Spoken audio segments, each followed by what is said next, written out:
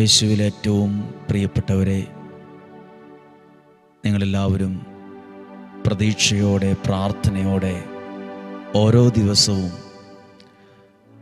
വചനം കേൾക്കുന്നുണ്ട്, പ്രാർത്ഥിക്കുന്നുണ്ട്.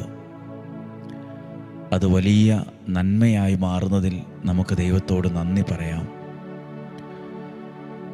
ഓരോ മാതാപിതാക്കളുടെയും ഒരു നല്ല സ്വപ്നമാണ് അവരുടെ മക്കൾ രക്ഷപ്പെട്ട് കാണണമെന്നുള്ള സ്വപ്നം. ചില മാതാപിതാക്കളൊക്കെ പറഞ്ഞു കേട്ടിട്ടുണ്ട്, ഞങ്ങൾ ജീവിക്കുന്നത്, ഈ കഷ്ടപ്പെടുന്നത്, ഈ അധ്വാനിക്കുന്നത് ഞങ്ങളുടെ മക്കൾക്ക് വേണ്ടിയാണ്, അവരുടെ നല്ല ഭാവിക്ക് വേണ്ടിയാണ് ഞങ്ങൾ ഈ ത്യാഗങ്ങളെല്ലാം അനുഭവിക്കുന്നത്. ശരിയാണ്. മാതാപിതാക്കളുടെ വലിയൊരു സ്വപ്നമാണ് അവരുടെ മക്കളുടെ നല്ല ഭാവി.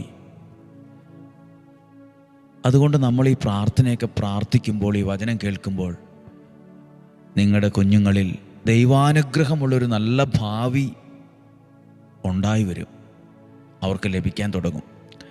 ഈ ശനിയാഴ്ച ദിവസം എല്ലാ കുഞ്ഞുങ്ങൾക്കും വേണ്ടി പ്രാർത്ഥിക്കുക. ഇന്നലെ വരെ ലഭിച്ച എല്ലാ പേരുകൾ, കുഞ്ഞുങ്ങളുടെ പേരുകൾ, അവരുടെ പ്രാർത്ഥനകൾ, നിയോഗങ്ങൾ 10,000-ൽ കൂടുതലുണ്ട്. 10,000-ൽ കൂടുതൽ, ഏകദേശം ഒരു കണക്കനുസരിച്ച് 10,000-ൽ കൂടുതൽ കുഞ്ഞുങ്ങളുടെ പേരുകൾ ഇവിടെ എഴുതിയിട്ടിട്ടുണ്ട്. ലോകത്തിൻ്റെ വിവിധ രാജ്യങ്ങളിൽ, ദേശങ്ങളിൽ, സമീപത്തും വിദൂരത്തുമായി അതിനിരട്ടിയായി കുഞ്ഞുങ്ങൾ പ്രാർത്ഥിക്കുന്നുണ്ട്.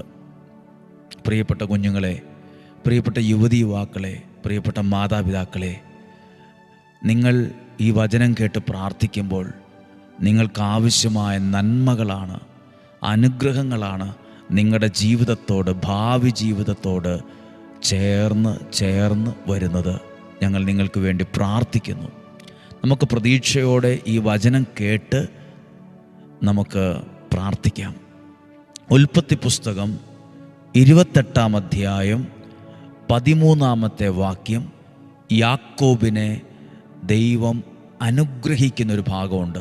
യാക്കോബിനെ, ഉൽപ്പത്തി പുസ്തകം 28-ാം അധ്യായം 13-ാമത്തെ വാക്യം, ഗോവണിയുടെ മുകളിൽ നിന്നുകൊണ്ട് കർത്താവ് അരുളിച്ചെയ്തു, ഞാൻ നിൻ്റെ പിതാവായ അബ്രാഹത്തിൻ്റെയും ഇസഹാക്കിൻ്റെയും ദൈവമായ കർത്താവാണ്.